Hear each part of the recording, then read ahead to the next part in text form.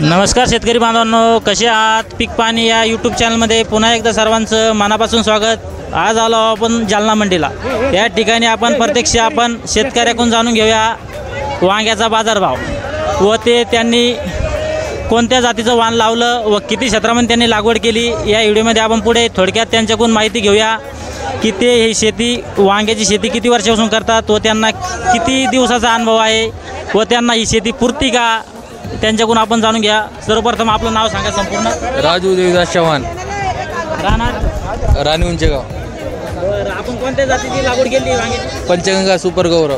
किती क्षेत्रामध्ये लागवड केली? 1 एकर आहे। 1 एकरमध्ये कधी लागवड करली?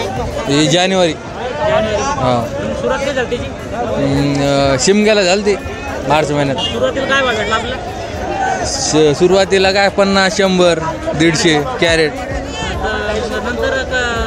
नंतर कधी भाव वाढले? नंतर हे पाऊस जून जुलैमध्ये वाढले। जून जुलैमध्ये काय किलो वांग? वांग 800, 900 गेले।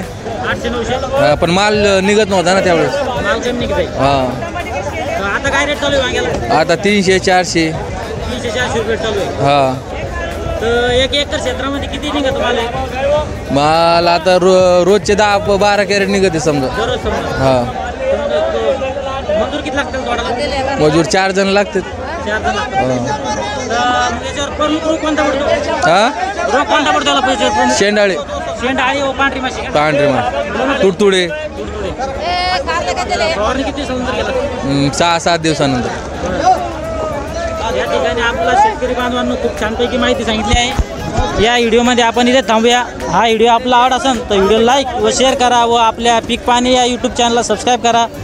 परत पुन्हा भेटूया आपण अशाच आगळ्या व्हिडिओमध्ये। तोपर्यंत जय जवान जय किसान।